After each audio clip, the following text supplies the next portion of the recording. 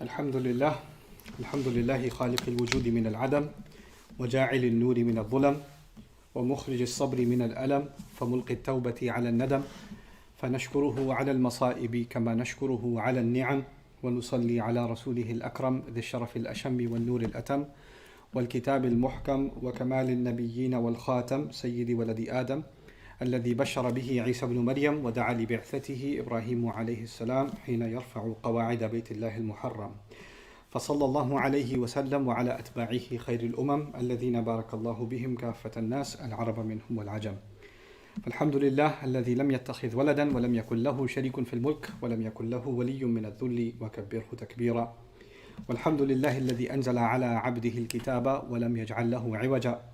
والحمد لله الذي نحمده ونستعينه ونستغفره ونؤمن به ونتوكل عليه ونعوذ بالله من شرور أنفسنا ومن سيئات أعمالنا من يهده الله فلا مضل له ومن يضلل فلا هادي له ونشهد أن لا إله إلا الله وحده لا شريك له ونشهد أن محمدا عبد الله ورسوله أرسله الله تعالى بالهدى ودين الحق ليظهره على الدين كله وكفى بالله شهيدا فصلى الله عليه وسلم تسليما كثيرا كثيرا. أما بعد فإن أصدق الحديث كتاب الله وخير الهدي هدي محمد صلى الله عليه وسلم وإن شر الأمور محدثاتها وإن كل محدثة بدعة وكل بدعة ضلالة وكل ضلالة في النار.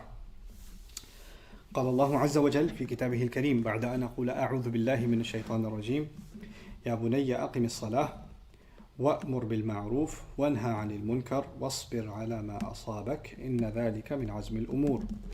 رب اشرح لي صدري ويسر لي أمري واحلل عقدة من لساني يفقه قولي اللهم ثبتنا عند الموت بلا إله إلا الله واللهم اجعلنا من الذين آمنوا وعملوا الصالحات وتواصوا بالحق وتواصوا بالصبر آمين يا رب العالمين.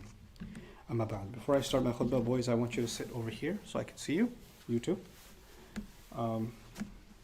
Also, I know many of us aren't attending Jum'ah in Masajid, but when you do and you attend Jum'ah with your children, then it's important that you make sure that they're not leaning on a wall and they're not sitting on the side, they're sitting right in front and they are sitting respectfully. A lot of times parents let their kids be bunched up together in the masjid, and so the parents are attending and the kids are, it's okay for them to be distracted and be talking to each other and things like that. We expect the highest manners from our kids. They can goof around all they want, but once the adhan is given, we have to set certain guidelines. And those guidelines are, once the adhan is given, all the conversations about video games, playing, all the conversations about school, friends, you know, what fight you watched, what movie you watched, all of that, it's gone. All of that disappears. Once the adhan happens, then there's no difference between you and an adult inside the masjid. Like this is Allah's time, and you have to respect that.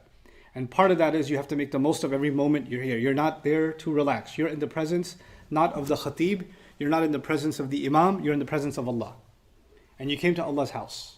And Allah invited you. And the adhan actually means, part of what it means, Allahu Akbar, is Allah is a greater priority than everything else. And once that announcement is made, you acknowledge that and you repeat it after the muadhin. Allahu Akbar, Allahu Akbar. Allah is greater, meaning greater, part of the meaning is greater than everything else I was doing. Greater than anything on my phone, greater than any conversation I was having, greater than any joke, greater than everything else. So that means that we have to, and I'm taking time to say that because I want the kids that are listening to know the next time you go to a masjid, inshallah, this crisis is over and we're going to resume our life back inside the masajid and we're going to go back and be able to spend time in Allah's house. When you go to the masjid, it doesn't matter which prayer it is. Before the prayer, you want to goof off with your friends, totally cool. But once the adhan is given, then it's Allah's time.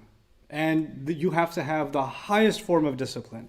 By the way, the prayer, the Muslim prayer, is perfect rows, isn't it? And all the movements are completely synchronized. Everybody's completely synchronized, moving at the same exact time. Where else in the world do you see that kind of organization? You see that kind of organization in the military. Right? In the military, soldiers march in unison, they take steps in unison, they stop in unison, they move in unison, they speak in unison, isn't it? And that kind of, because the military is considered the highest form of organization. And in the military, there's a chain of command. And the chain of command is the general, the commander, whoever it is. He speaks and the soldiers immediately follow. There's no room for conversation or anything else, right? Everybody lines up. When the commander's there, everybody lines up and everybody's disciplined, right? Because they teach you something in the military about chain of command and discipline. And nobody's messing around when time comes for that, okay? Because to them, that's a matter of life and death when the actual battlefield comes. So no military in the world will have loose discipline, because that's the same as death. And if they understand chain of command from a commander, a general, a captain, whoever, on our side, in Islam, the chain of command is Allah Himself. Allah just said, line up. Allah just said, come and drop everything, right? So we have to demonstrate that when we are in His house, and when we're in His presence at that time.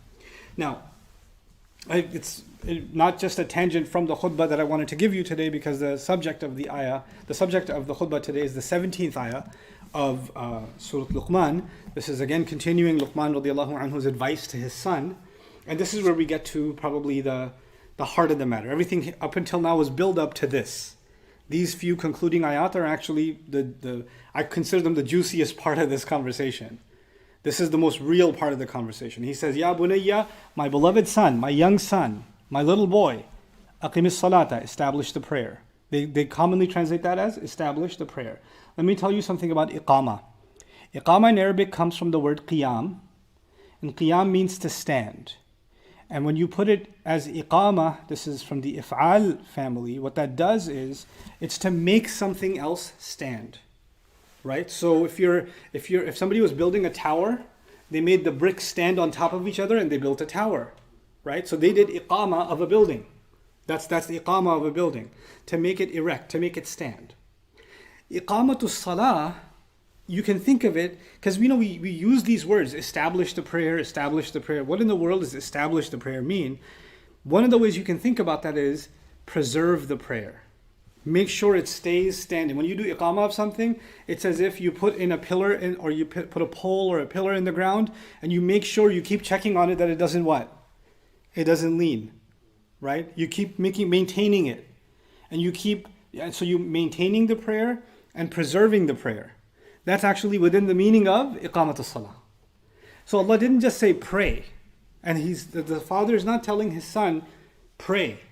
He's saying preserve the prayer, maintain the prayer. You know what that means? That means the prayer is something that can get damaged very easily. Because when something is delicate and it can get damaged easily, then it needs to be maintained and it needs to be preserved.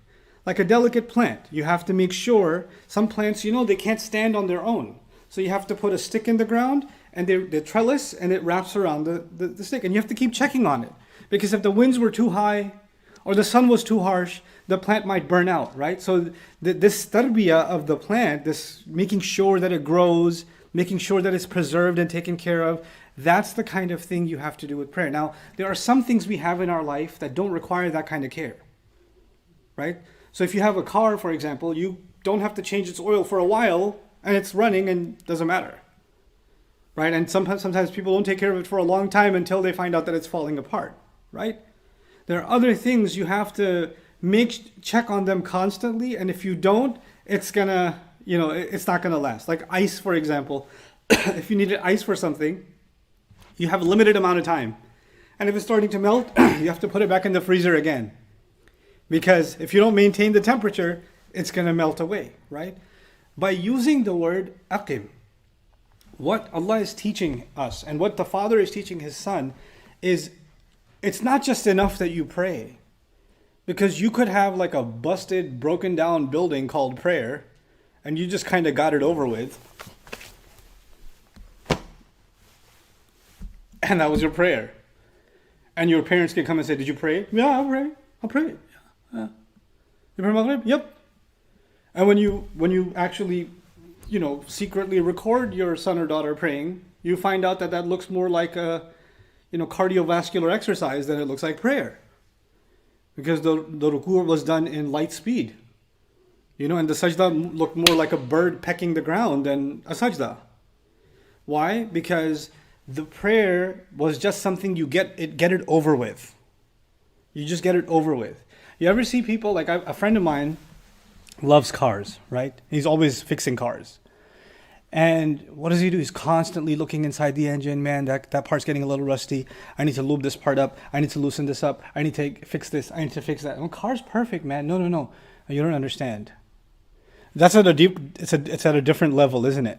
When you have love of preserving and protecting something, then you're constantly fixing. There are people that are fixated on the inner decor of their home, or people that are really into gardening, checking on every flower. Oh, this one's getting a little weak. There's a delicate care that goes into it, right? There are some of you, kids. I'm telling you about gardening, or I'm telling you about taking care of the car. You can't relate to that. But if I tell you about things, your collection of whatever, cards, your collection of certain kinds of toys, and who touched my collection? Who touched my shoes? Some people have shoes that are like, they keep them like they belong at a museum on display, right? My left shoe is slightly a little bit too much to the left. Who touched it? Right?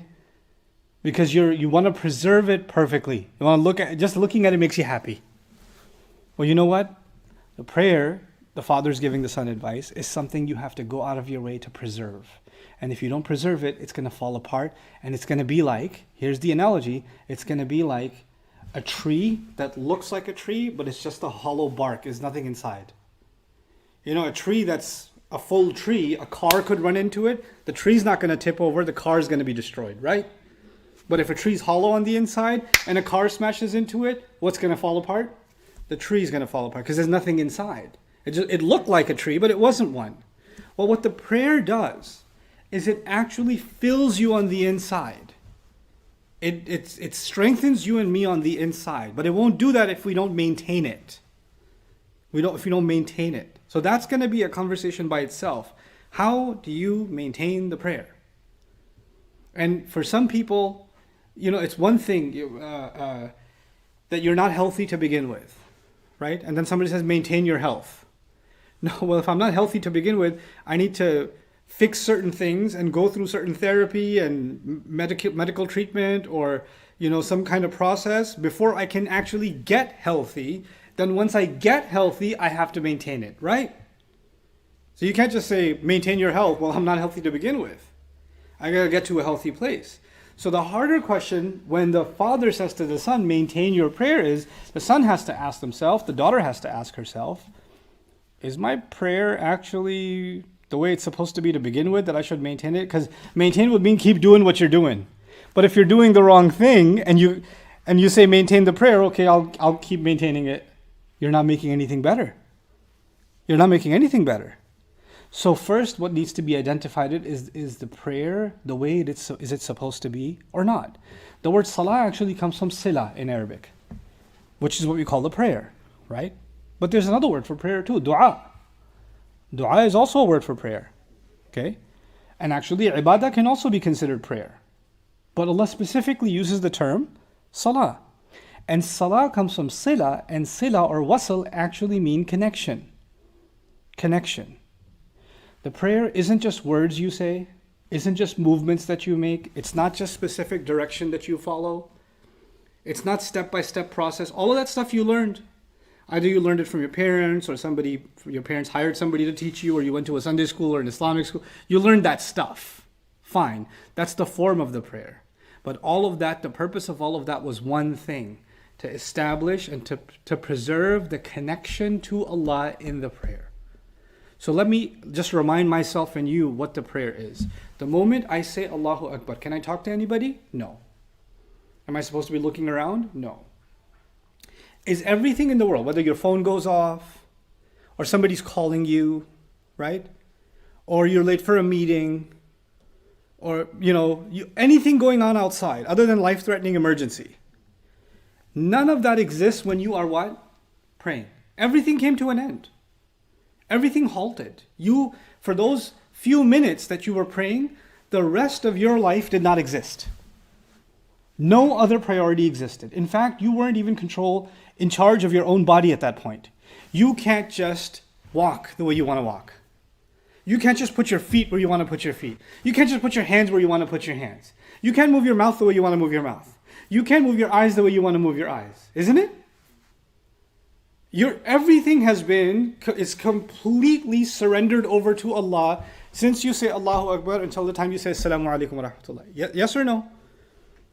You know what that is? That's a rehearsal. And one way you can think about the prayer is it's a rehearsal. Rehearsal of what? A day is coming when we will not be in control of our bodies. Allah will truly show us how much greater He is than us. We're not going to be able to speak what we want to speak. We'll only speak what Allah wants us to say. We're not going to be able to move the way we want to move. Allah will have control over our limbs, and the remote control that's living inside this cranium right now is going to be disabled. And our body will function in a way that we never imagined before. It's doing things that we didn't want it to do. It's testifying, it's speaking the way we never wanted it to speak. The prayer is a reminder of how we're going to all end up surrendering ourselves in front of Allah on Judgment Day. Now think about that. On Judgment Day, it didn't matter what clothes you used to own. It didn't matter what car you had. It didn't matter where you lived. It didn't matter how much money you had. All the arguments you had, all the people you liked, all the people you hated, all of that disappeared. It's just you and Allah. That's it. It's just you and Allah. And you're just standing in front of Allah, isn't it? By the way, it's called Yawmul Qiyamah, the day of long standing. And what is the longest part of our prayer? Qiyam. Qiyam. There's a reason for that. We start the prayer by reminding ourselves, standing in front, because when somebody's standing in prayer, they're standing in front of Allah, right? They have to connect themselves to Judgment Day. And they have to connect themselves to Allah as if I am in front of Allah and Judgment Day has already started for me. It's a recap. It's a small preview of what's going to happen on Judgment Day. And on Judgment Day, I want to be able to say the things that will benefit because I won't have control over my tongue. I want to be able to say the right things. And the best things I can say are the truth. And Allah tells us His words Himself to say when we stand in front of Allah.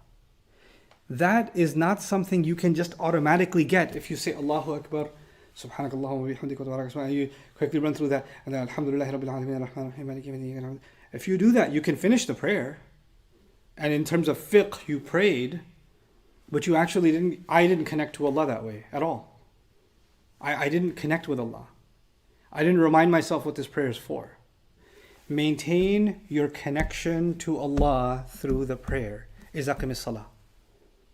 Allah is now telling us, people say things like, and you might say things to yourself like, I want to feel closer to Allah. I want to feel spiritually connected to Allah. Allah has given us the best program to connect to Him. That's the prayer. When the prayer is not doing what it's supposed to do, then you're trying to find some other alternative way to feel spiritual. Because you're not giving the actual connection it's due. Right? If you're not eating the actual healthy food, then you're going to feel better eating junk food. And say, at least I'm getting some nutrition. Yeah, you'll get, even junk food has nutrition. But it's not what you needed. It's not what was going to truly nourish you. You'll still feel good about it for a few seconds. You get something out of it. The same way, the first advice He gives to His son is maintain, preserve the actual prayer, the actual connection to Allah. That's what Salah is for. That's the goal of Salah. So actually taking the time, when somebody says, I want to learn about Islam, right? I want to learn more about my religion. I would argue, you can learn about your religion and you can learn 100 different sciences in Islam. But if your goal in learning Islam is to connect closer to Allah, everybody would say that. Anybody who's a Muslim would say that, I want to be closer to Allah. Then your first priority should be the prayer itself. What do I know about the prayer? And I'm not just talking about the form of the prayer. How do you make wudu? Where do you stand? You know the technicalities of the prayer. How do I use the prayer to connect to Allah? That's actually the conversation you have to have with yourself. Learn that stuff. Remind yourself of that stuff. And even if you learned it, took a course on it, read material on it, guess what? It still needs maintenance. You could be a scholar and know all the Arabic of the prayer and have studied everything, and you can write an article about every component of the prayer, and you're still not connected to Allah in the prayer because that's all up here. But when you say Allahu Akbar, this needs to be connected. This needs to let go of every other preoccupation. And this needs to be overwhelmed and occupied with Allah. That's what needs to happen in the prayer. He gives his son advice. Listen, I know your feelings are going to go in every different direction. There's going to be all kinds of things you're going to be hit with. There's going to be, as you get older, you're going to start thinking a lot about how you look. You're going to think about your hair a lot. You're going to think about whether your mustache is too big or too small, or should you shave or should you not shave. You're going to think about which t-shirt looks good with which jeans. Should I get those shoes or these shoes? You're going to think about that stuff. You're going to think about the opposite gender. Those thoughts are going to come to you. You're going to think about your friends. You're going to think about who your friends are and who your friends are not. You're going to think about entertaining yourself. Your mind is going to be spinning with thoughts all the time. You'll be connected to people, to devices, to things, to your own feelings. You'll be connected, and it'll become so easy for you to be disconnected from Allah because you're so busy connecting with everything else. And so he tells his son, this is something that doesn't automatically happen. The more you connect to those other things, the easier it becomes to disconnect from Allah. Aqim as-salah. Maintain your connection to Allah through the prayer.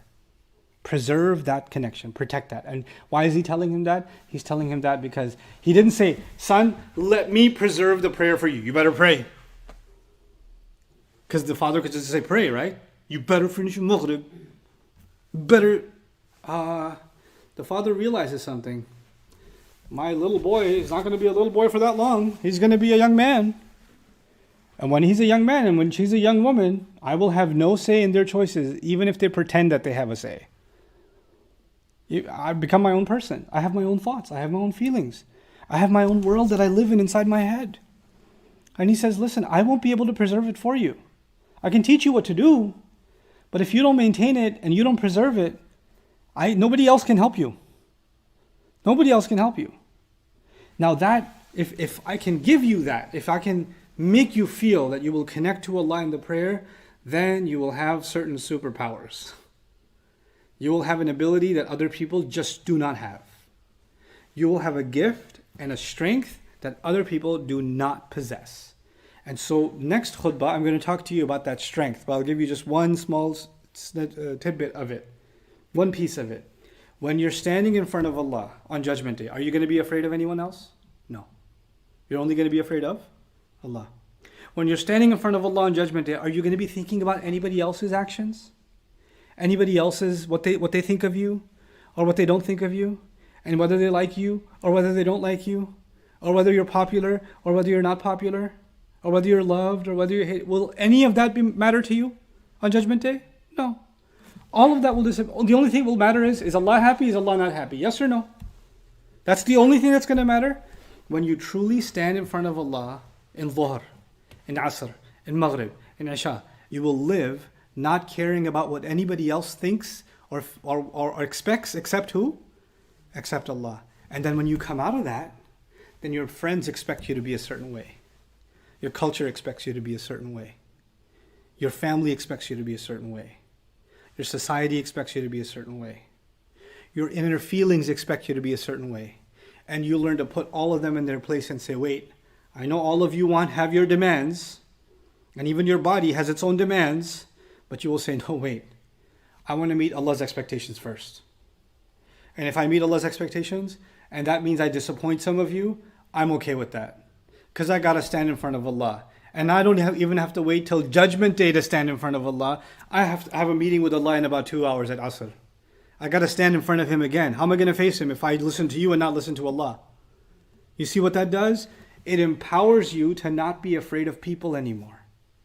It empowers you to not be concerned about anybody. You can care about people, but so long as you're not violating what Allah wants. It makes you stronger. It makes a person truly, truly strong to stand by what's right. And you don't say, man, how am I going to answer Allah on Judgment Day? You start thinking, how am I going to answer Allah at Maghrib? How am I going to answer Him? I have to stand in front of Him, don't I? I'm going to stand in front of Him and I'm going to promise Him something. We worship only you. Oh yeah? What mouth am I going to take before Allah and say that when I was doing what I was doing? When I was saying what I was saying? When I was acting the way that I was acting? When you really connect to Allah, then that connects things. Or you start seeing it affecting everything that happens between the prayers. It affects your speech, it affects your actions, it affects your priorities, it affects what you're afraid of, it affects what you're hopeful of. everything starts changing. So he gives his son the most powerful advice, because at the end of the day, the father is letting his son know, you don't have to live up to my expectations, but you're definitely going to have to live up to Allah's expectations. A father and a son and a daughter and a mother, all of us are human. We can be alive one day, we can be gone the next. We can be alive 1 hour, we can be gone the next. So your father used to yell at you to pray, and he's not there anymore. May Allah preserve all of our parents, right? Your mother used to be there, she's not there anymore. Your son used to be there, they're not there anymore. Allah can take, it's Allah's life. He can take, He can give, and He can take, right? But you know what? Whoever comes and goes, you can say, well, now nobody's telling me to not stay up late. Nobody's waking me up for Fajr, I can sleep in peace. I don't live with my mom anymore, so I don't have to worry about it anymore. And the father is telling his son, it's not about me. It was never about me. Wherever you are, فَأَيْنَمَا كُنْتُمْ فَأَيْنَمَا تُوَلُّوا فَثَمَّ وَجْهُ اللَّهِ. Whichever way you turn your faces, that's where you find Allah. That's where you find Allah. This is about us facing Allah Azza wa Jal. And that's the first advice that he gives his son before he gets into what kind of things he's going to face in life. So that's the first priority that I wanted to highlight. Inshallah, we'll be on this ayah for a couple of weeks, 31:17. And my advice to you, those of you that are keeping up with the series, for your own personal benefit, it's not that long of a passage. It's surah number 31, and this is ayahs number 12 all the way to 19. It's actually pretty much one page. And it's not that hard to memorize. It would be good for you to memorize it and to rehearse this teaching, inshallah ta'ala, for yourselves and your family. Barakallahu li wa lakum fil Qur'an al-Hakim wa nafa'ani wa iyyakum bil ayati wa dhikr al-Hakim. Alhamdulillahi wa kafa wa salatu wa salamu ala ibadihi alladhina istafa khususan ala afdalihim wa khatamin nabiyyin Muhammadin al-Amin وعلى آله وصحبه أجمعين. قال الله عز وجل في كتابه الكريم بعد أن أقول أعوذ بالله من الشيطان الرجيم إن الله وملائكته يصلون على النبي يا أيها الذين آمنوا صلوا عليه وسلموا تسليما اللهم صل على محمد وعلى آل محمد كما صليت على إبراهيم وعلى آل إبراهيم في العالمين إنك حميد مجيد اللهم بارك على محمد وعلى آل محمد كما باركت على إبراهيم وعلى آل إبراهيم في العالمين إنك حميد مجيد. عباد الله رحمكم الله اتقوا الله إن الله يأمر بالعدل والإحسان وإيتاء ذي القربى وينهى عن الفحشاء والمنكر ولذكر الله أكبر والله يعلم ما تصنعون. أقم الصلاة إن الصلاة كانت على المؤمنين كتابا موقوتا.